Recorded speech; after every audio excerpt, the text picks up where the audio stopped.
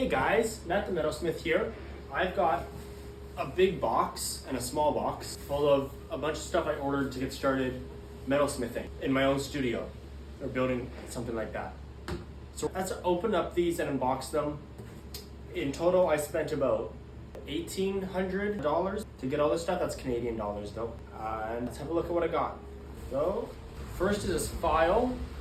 This is a square file, 18-inch file, number 4 cut. And then here is a number 4 cut round 6 file. And here is a pair of pliers.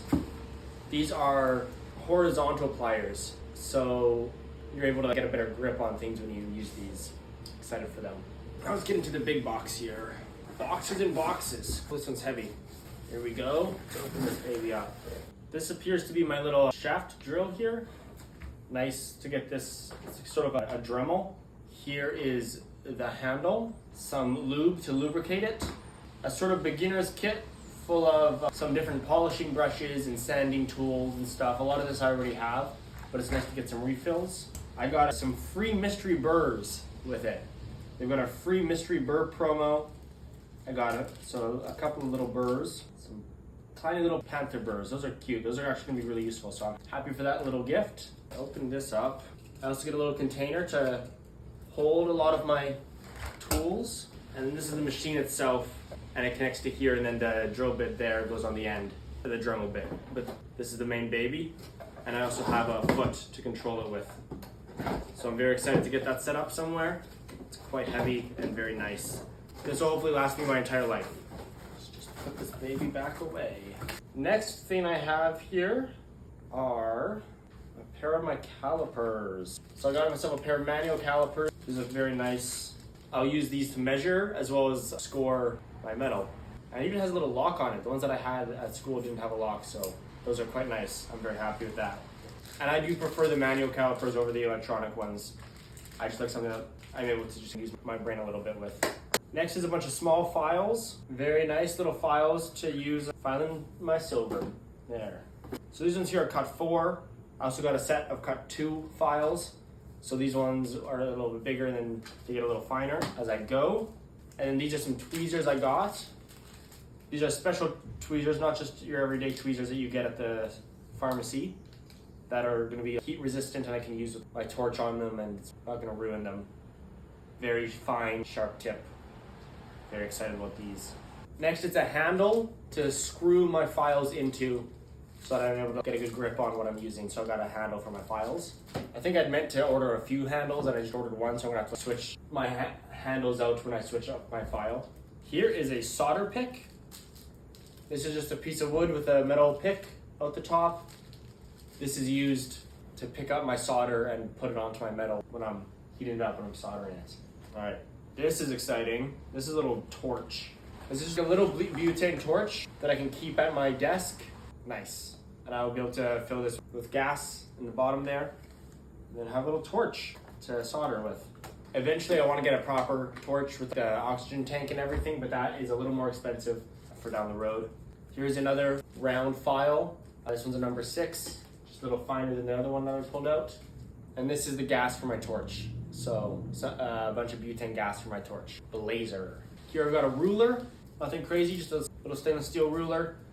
This one doesn't have any cork on it or anything, so I'm able to put it right down onto my metal and measure it without anything getting in the way. This is something I'm very excited for. I've got this little punch that I can use, and then I can also scrape my metal with this. But this is to add little divots into the metal before I go ahead and drill with them. So I'm very excited to have this, figure out how to use it. Next we have a couple of pliers. These are some round nose pliers. And then this is a pair of flat nose pliers. I will have more pliers as we go, but they're just not on top. Oh, here's another pair of pliers. This is a pair of half round flat pliers for bending metal to make rings and stuff. Gives me a nice clean bend. Here I've got this little tool. I didn't use this a whole ton, but I decided to get one anyway. I didn't use this a lot in my training, but I decided to get one anyway to see if I would use it more now. Get a nice one, because the other one I had didn't really work. So this is to give me something where I can put a ring in something in there and then pinch it in and hold it tight. And then this gives me a little bit more grip when I'm sawing or filing something. So that's very nice to have as well. This is a third hand. It's a pair of tweezers in a little case. It's got this little base that you can attach the tweezers into, and that's so that you can use that to hold your metal work that you're working with, your silver, while you solder it. And I would often recommend it to get at least one of these, but I would often, when I was practicing, use two of them to hold things in place. So I bought myself two third hands. So I've got a third and fourth hand, I suppose. You can see the picture on the box here. This is my saw. Very excited about this baby. There you go. Little adjustable saw. Put my blades in there. Cut out my metal. This is a hammer. This is a rawhide mallet hammer. Wow. These are pretty tough when they're new. I'm used to using one that's been used for years. So I'm gonna break this one in myself, but I'm excited to do that. The rawhide hammer. These babies are kind of expensive, to be honest. And then here's a ball peen hammer. This is your everyday use hammer. Also good for texturing metal.